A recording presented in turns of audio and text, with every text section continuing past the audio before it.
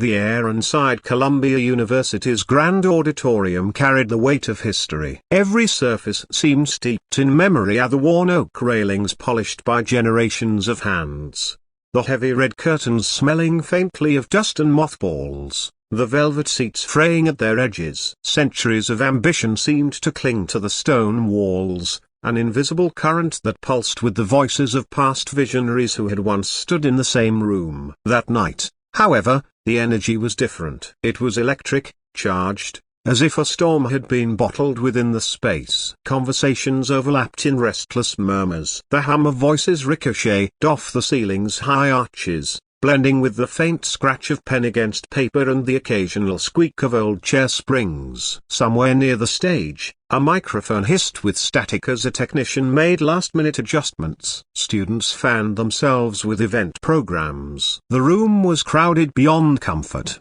Hundreds of restless bodies packed shoulder to shoulder, a sea of faces eager for the moment to begin. Seated in the middle rows, pressed between her two best friends, Lizzie Hayes felt her heart stumble against her ribs. Each breath she drew seemed thin, as though the air had been stripped of oxygen by the sheer hunger of the crowd around her. She smoothed her palms across her skirt, but the wool of her uniform scratched at her skin, reminding her in every cruel fiber that she didn't belong here. The others wore smart blazers, sleek dresses, silk scarves. She was a high school girl still tethered to plaid skirts and regulation blouses, smuggled into a hall full of dreamers and doers who looked as if they'd been born ready for the future.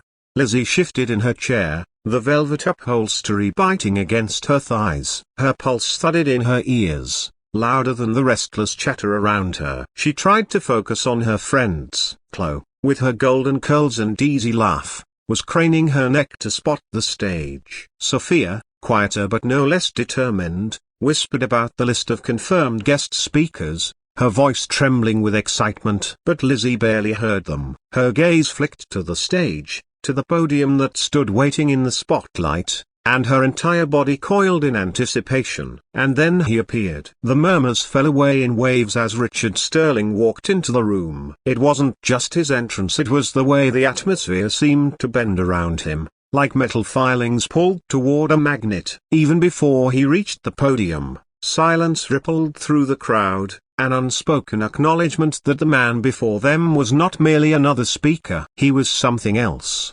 His suit was charcoal, cut so perfectly it appeared sculpted to his frame. There was nothing gaudy about it, no flashy tie or ostentatious cufflinks, but the sheer precision of the tailoring announced power more loudly than any brand could. His shoulders were broad, his movements fluid, each step measured, neither hurried nor slow. His presence was so commanding that the air seemed to thicken around him. Lizzie's breath caught. She had seen his face before, on magazine covers, on financial news panels, in articles her teachers clipped and pinned on classroom boards as examples of modern success. But none of those images had captured the gravity of him in person. At 32, he carried himself like a man who had already conquered every mountain worth climbing, and now chose his battles with a terrifying calm.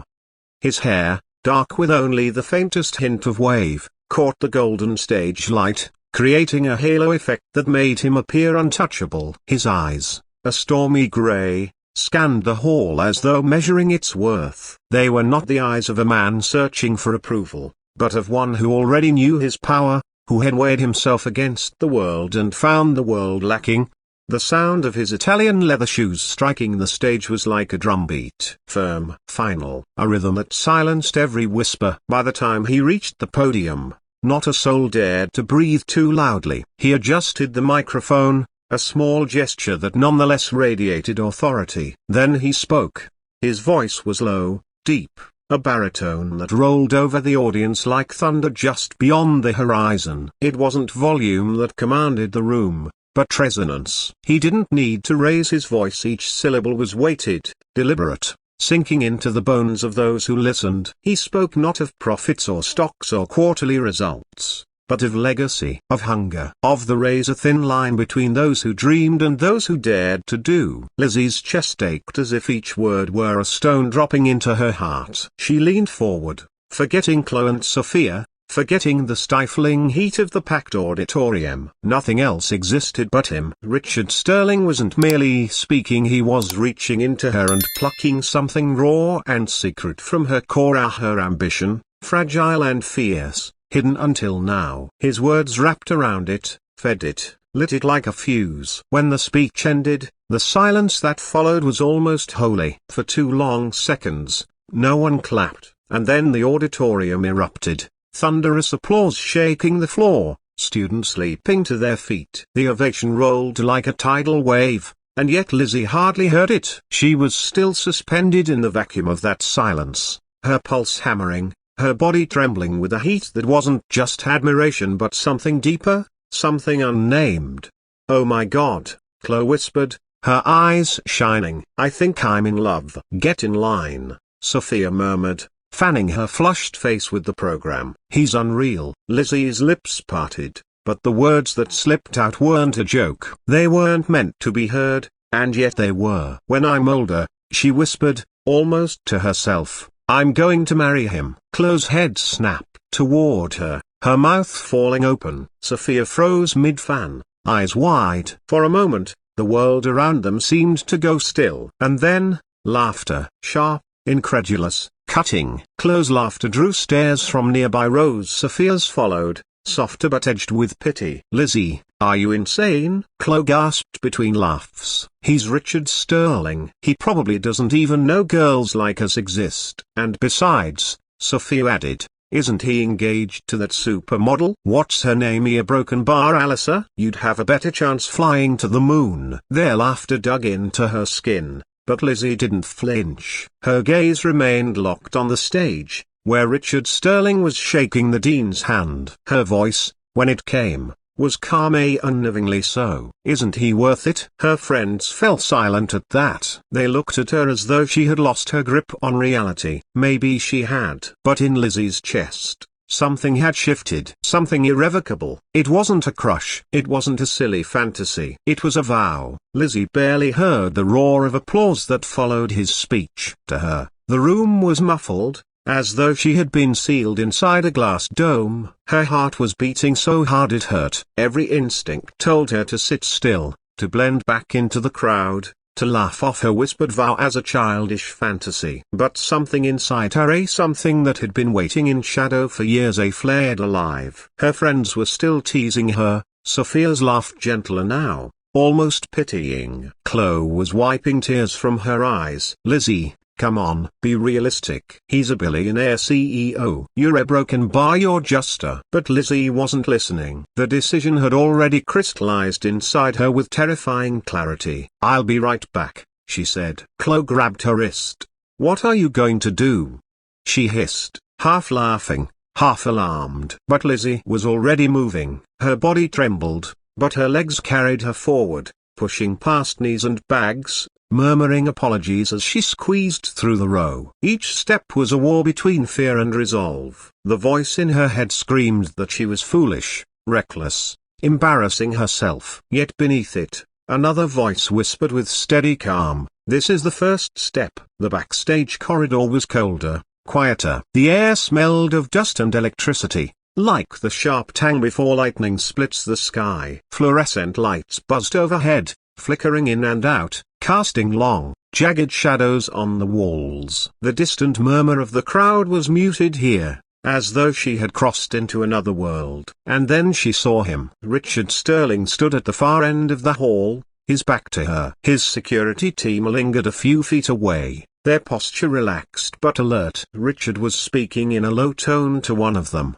his voice a quiet hum that still carried authority even without a microphone. His presence filled the narrow space as easily as it had dominated the stage. Lizzy froze. For an instant, every ounce of courage drained out of her. He seemed impossibly tall, impossibly real, impossibly untouchable. The sharp lines of his jaw were dusted with the faintest shadow of stubble. Up close, he was even more overwhelming, not the polished image from magazines, but a man who carried sleepless nights and impossible decisions etched into the corners of his storm-grey eyes.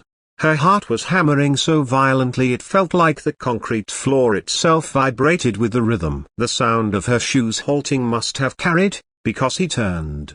His gaze landed on her. The world tilted. Her throat closed. Every clever line she had rehearsed turned to ash on her tongue. But she forced herself forward, step by trembling step, until she stood a few feet away. Richard's expression was unreadable. Not cold, not unkind, simply curious, as though analyzing a puzzle piece he hadn't expected to find. His head tilted slightly. His voice, when he spoke, was low and intimate, carrying through her bones. "Can I help you?" Her hand shook as she reached into her pocket. Slowly, she drew out her card, a thick, matte black, her name embossed in silver, Elizabeth Hayes. Beneath it, the words she had chosen that very morning, almost as a joke, almost as a dare: future innovator. She held it out. For a moment, she thought he would wave for a guard to take it, dismiss her without a second glance. But instead, Richard Sterling extended his own hand. His fingers brushed hers as he took the card. Just for a second, warmth shot through her arm, searing, electric, as though he had reached into her skin and ignited her veins. He turned the card over in his hand. His lips shaped the words, "Future Innovator." His voice wrapped around the title, making it sound less like a dream and more like a prophecy. His stormy eyes lifted back to hers, measuring, assessing, ambitious. Her throat tightened, but she forced her voice out, soft, trembling but steady. "You said a broken bar to dream big." He glanced down again. On the back of the card, in shaky silver ink, she had scrawled in a burst of reckless inspiration earlier that day, he found the words, "Thank you for teaching me that the best dreams are worth waiting for." Something flickered in his gaze. A crack in the armor. Recognition, respect, surprise. Whatever it was, it unsettled him enough that he paused. And then, for the first time, he smiled. It wasn't the polished smile she'd seen in magazines, the trained expression for cameras and shareholders. It was smaller, softer, private. A smile that felt as though it belonged to no one else in the world but her in that moment. "Keep dreaming, Elizabeth Hayes," he said. Her full name, spoken in that low baritone, wrapped around her like a vow. He slipped the card into the inner pocket of his suit, sealing it away as though it was something more than a scrap of cardboard. He gave her a final nod, then turned, striding down the corridor with his guards flanking him. His scent lingered in the air, a bergamot and clean ozone, sharp and fresh, like the air after a storm. Lizzy stood rooted in place, trembling. She pressed her hand to her chest where the card had been, as if she could still feel its weight against her palm. When she returned to the auditorium, Chloe and Sophia pounced on her with frantic whispers. "What did you do? What happened? Did you talk to him?" But their voices felt far away, muffled by the ringing in her ears. She sat silently, her eyes fixed on the now empty stage. They laughed at her again, nudging her ribs, shaking their heads. But none of it mattered. Something inside her had solidified. A teenage crush had transformed into a purpose. The whispered vow had become destiny. It wasn't a dream anymore. It was inevitable.